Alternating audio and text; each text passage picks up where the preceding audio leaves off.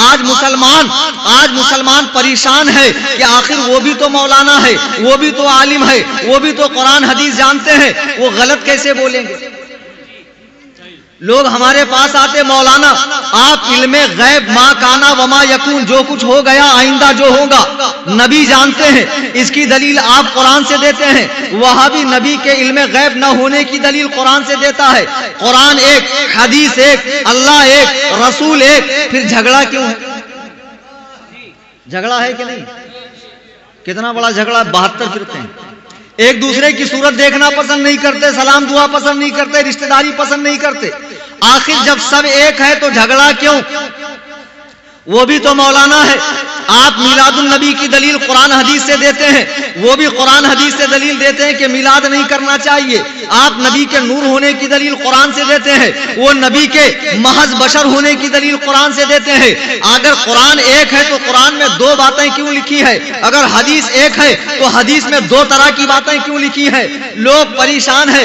मैं आपको बता दूं कि ये बात सही है, अल्लाह एक, रसूल एक, कुरान एक, हदीस एक, सहाबा एक, हत्ता के तबलीग जमात, देवबंदी जमात के और हमारे इमाम आजम अबू हनीफा एक।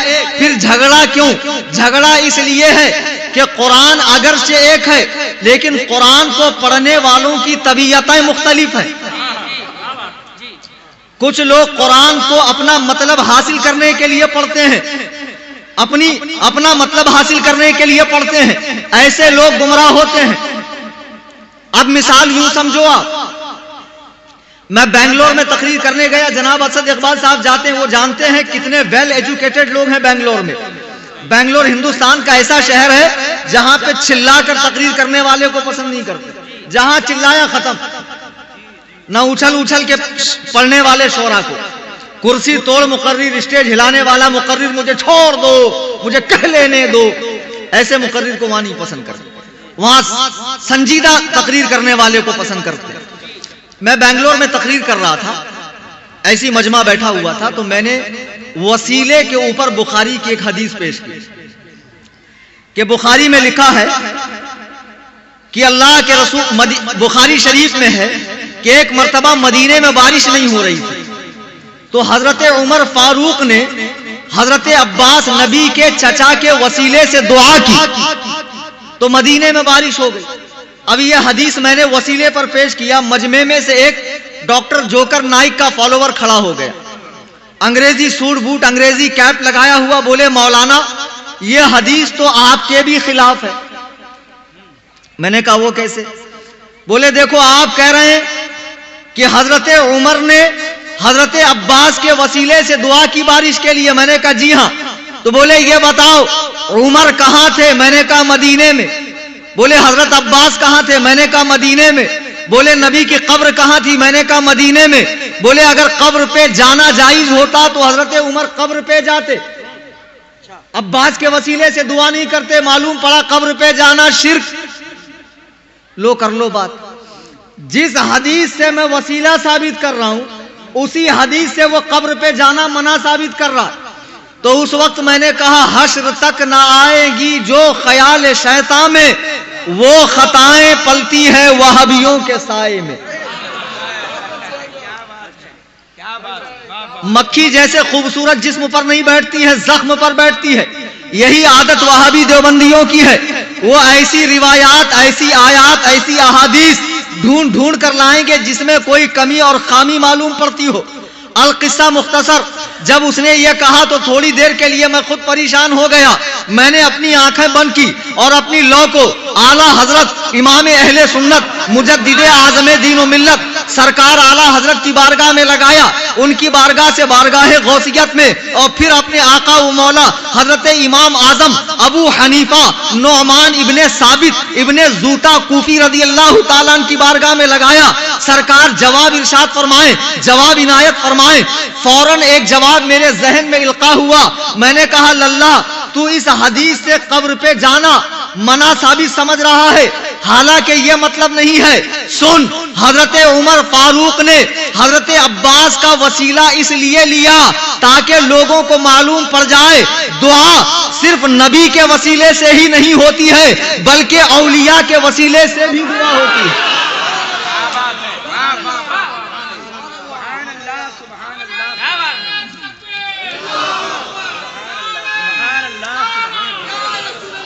अरे माशाअल्लाह माशाअल्लाह माशा।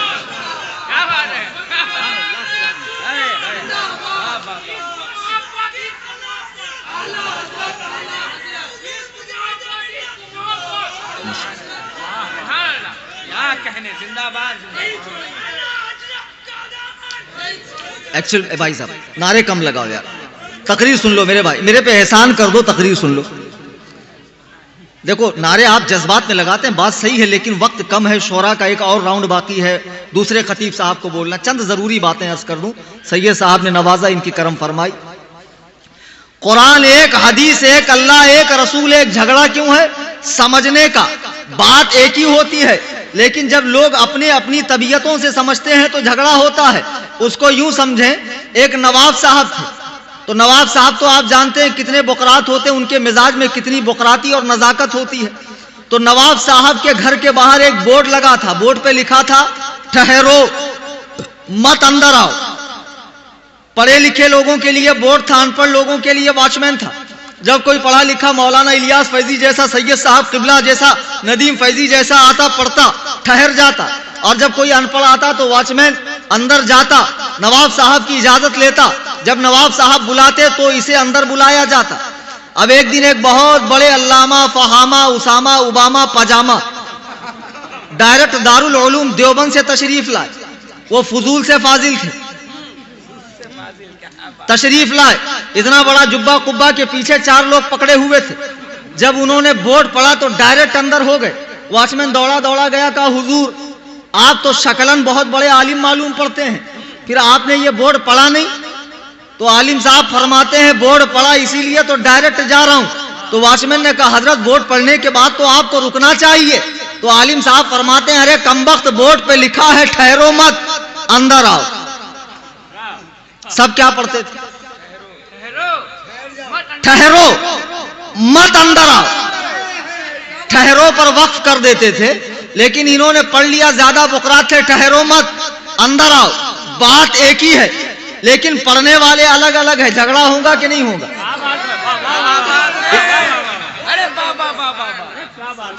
इसी तरह कुरान एक, हदीस एक, अल्लाह एक, रसूल एक। आज मुसलमानों में फिरके क्यों हो गए?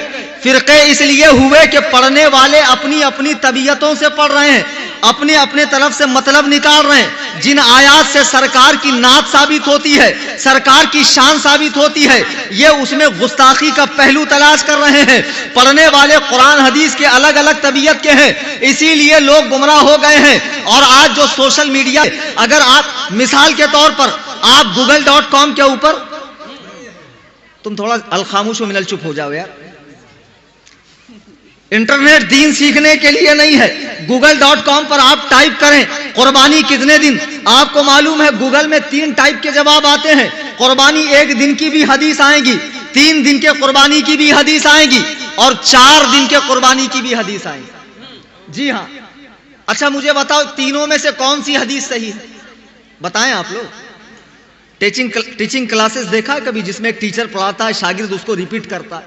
ऐसा बोलने से बात दिमाग में बैठती है। 3 टाइप के कुर्बानी की हदीस गूगल में आएगी। अब आप ना मुहद्दिस हैं, ना आलिम है, ना हदीस में हुस्ने तताबुक से काम लेना आपको आता है। अब आप कैसे समझेंगे कौन सी हदीस सही है?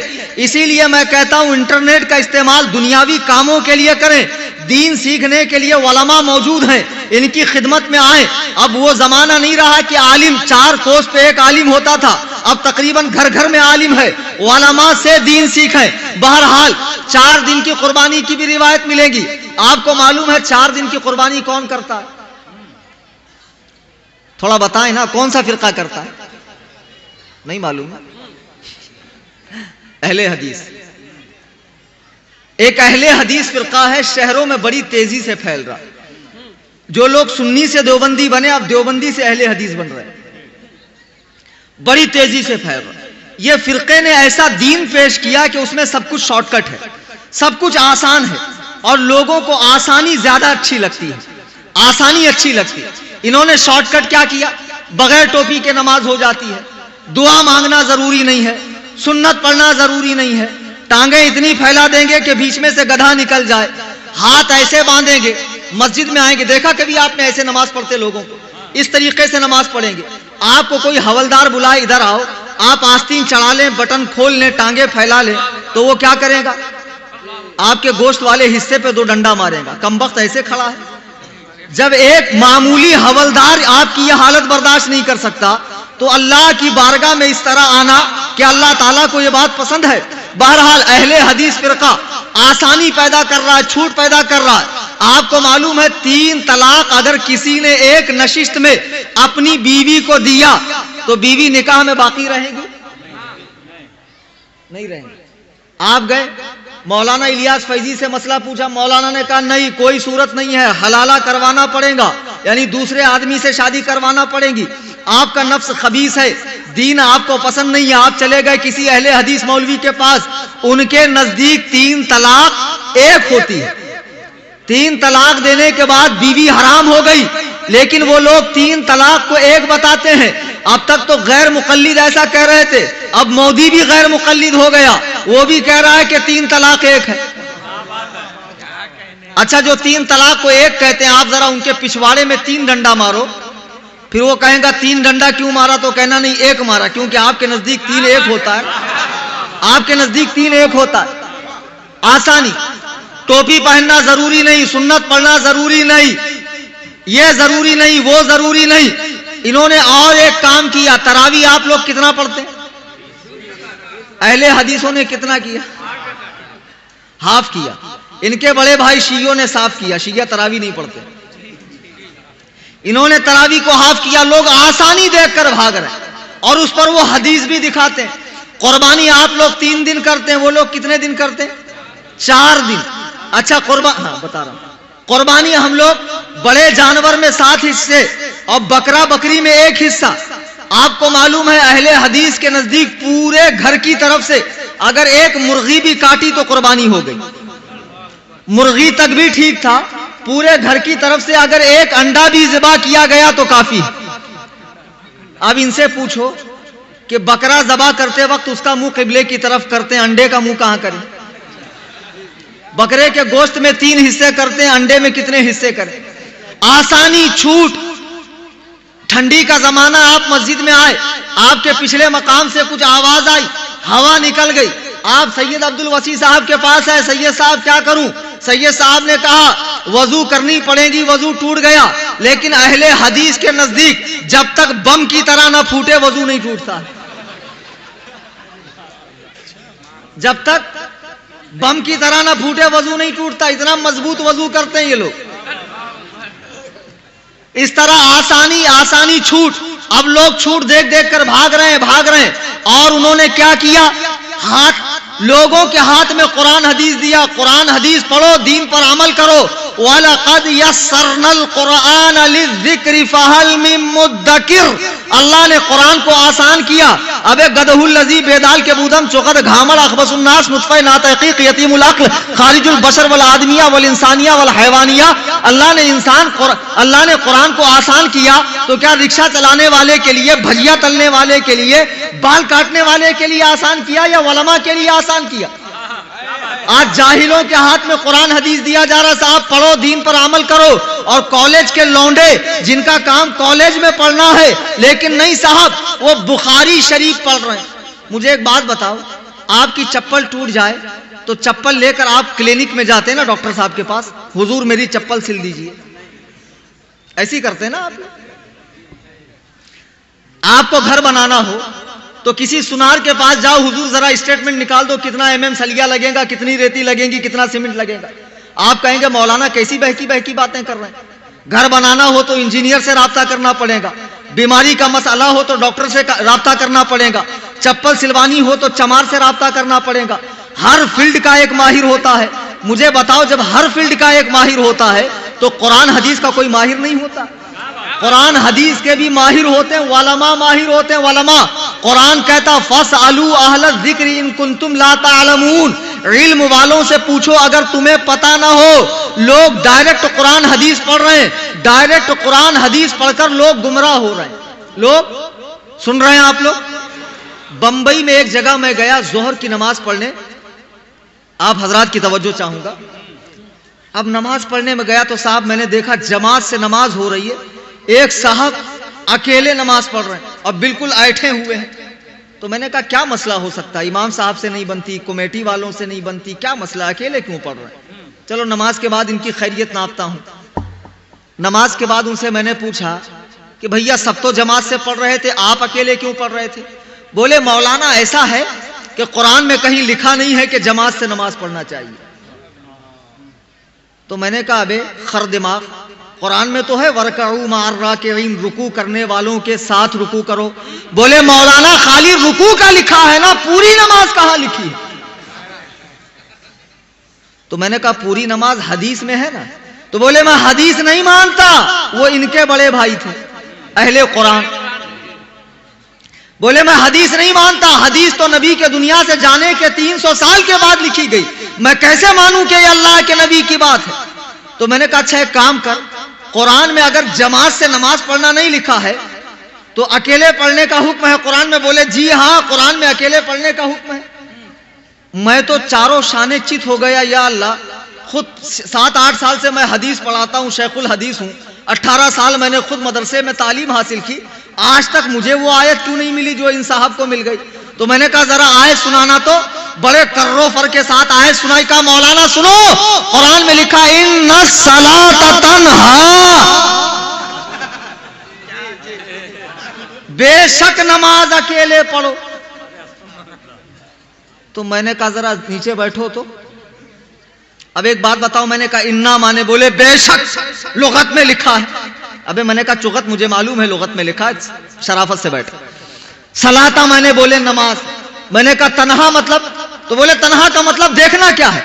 अरे तन्हा तो हम बोलते नहीं, तन्हा आ रहा है, तन्हा जा रहा, तन्हा मतलब अकेला। मैंने कहा अबे बैल के दिमाग के, तन्हा मतलब उर्दू में अकेला होता, अरबी में उसका मतलब अकेला थोड़ी होता। लफ्ज है अरबी वाला, मतलब घुसेड़ दिया उर्दू वाला। बताओ ऐसे ही मुहक्किक लोग पैदा हो जाएं तो बेड़ा गर्क होगा कि नहीं होगा? जिनका काम चप्पल सिलना है माशाअल्लाह वो बुखारी पढ़ रहे हैं। मैंने कहा बे बैल तन्हा उर्दू में उसका मतलब अकेला होता, अरबी में तन्हा के माने रोकना। क्या है? इन्ना सलात तन्हा अनिल फाशा वल मुनकर, बेशक नमाज रोकती है बेहयाई और बुरे कामों से।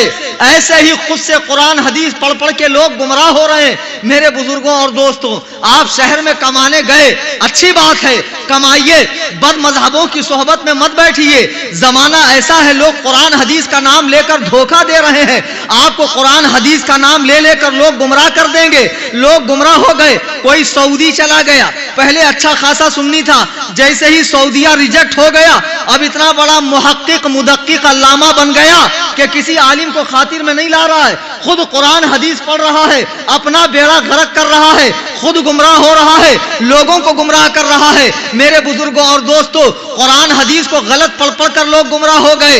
ये जो देवबंदी जमात है, ये तो हो गई अहले हदीस जमात, ये देवबंदी जमात, तबलीग जमात, जो गांव गांव देहात देहात करिया करिया पहुंचकर दीन का काम करते हैं। आपके गांव में नहीं है लेकिन अड़ोस पड़ोस में है, अड़ोस पड़ोस में है आपके। ये तबलीग जमात वाले, इनके वलमाए देवबंद, हमारा इनसे इख्तिलाफ कहां है? 100 साल के अंदर इख्तिलाफ है, 100 साल से ऊपर इख्तिलाफ नहीं है, 100 से 150 साल, उससे ऊपर इख्तिलाफ नहीं है। इनके वलमा ने अपनी किताबों में अल्लाह के नबी अलैहिस्सलाम की जनाब में, उनकी बारगाहे बाअज़मत में ऐसे खबीस कलेमात लिखे हैं जिसे पढ़ने के बाद मोमिन की रूह कांप जाती है। जैसे खबासतों का खमीर, देवबंदी जमात का सरियल अमीर मुल्ला अशरफ अली थानवी कहां पैदा हुआ था? थाना में। और मरा कहां था? पखाना में।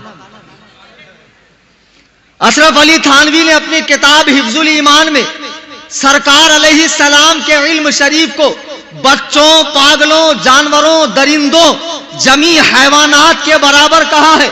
कलेजे पर हाथ रखकर बताओ, ऐसी खबीस बात कहने वाला मुसलमान हो सकता है?